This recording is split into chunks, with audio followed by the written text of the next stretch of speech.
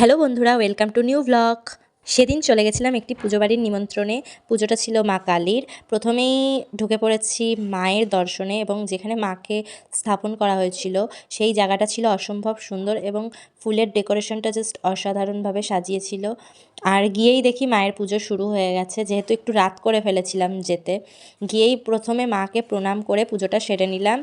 নিয়েই তারপরে নিচে এসে দেখলাম স্টল কাউন্টার দিয়েছে। পুজো বাড়িতে স্টল কাউন্টার সচরাচর দেখা যায় না, বেশ একটু নতুনত্ব আইটেমে সব কিছু। তারপরে শুরু করলাম স্টলের খাবার দিয়ে। চলো দেখা যাক আজকে মায়ের ভোগ প্রসাদ উপলক্ষে মেনুতে এবং স্টল কাউন্টারে কী কী আছে। প্রথমেই স্টল কাউন্টারে পকোড়া দিয়ে শুরু করলাম। ভেজ পকোড়া, যেহেতু মা কালীর পুজো সবই ভেজ আইটেম। পুজো বাড়িতে ভেজ আইটেম মানেই আর ভেজের মতন খাবার দাবার নেই বলতে গেলে। তারপরে ছিল আইসক্রিম এবং কফি। স্টল কাউন্টার শেষ করেই আমরা চলে যাব মেন কোর্সে, মানে আসল মায়ের ভোগ প্রসাদ খাওয়া দাওয়াতে। চলো দেখা যাক যে খাওয়া দাওয়ায় কী কী মেনু করেছে। খাওয়া দাওয়ার জায়গায় এত লোকের ইনভিটেশন ছিল যে জায়গাই পায়নি। তারপর চলে এসেছিলাম একটু আইসক্রিম খেতে, তো স্টলে আইসক্রিম দিচ্ছিল।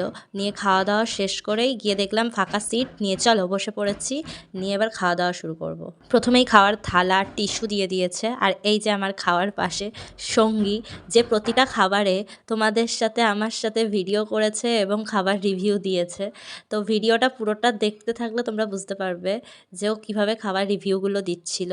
চলো, প্রথমেই পাতে পড়ে গেছে কড়াইশুঁটির কচুরি, আর তার সাথে পড়ে গেছে চানা। নিয়ে আমি আমার কড়াইশুঁটির কচুরিটা এক্সচেঞ্জ করে নিয়েছি পাশের একটা দিদির সাথে, যেহেতু আমারটা একটু বেশি কড়া ভাজা পড়ে গেছিলো সেই জন্য। নিয়ে চলো কড়াইশুঁটি কচুরির সাথে চানা দিয়ে শুরু করা যাক। তো চানাটা জাস্ট অসাধারণ হয়েছিল।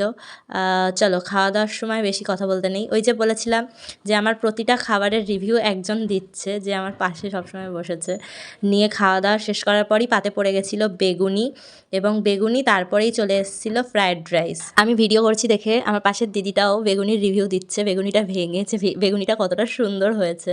নিয়ে আর আমার অল টাইম পাশে যে রিভিউ দিচ্ছে খাবারের, সে তো দিতে থাকবেই। তোমরা যদি ভিডিওটা পুরোটা স্কিপ না করো তো সাথে থাকো, তো দেখতে পারবে যে আমার ভিডিওতে আমি বাদে কতজন খাবারের রিভিউ দিচ্ছে। চলো তারপরেই পাতে পড়ে গেছিলো ওই যে বলেছিলাম ফ্রায়েড রাইস।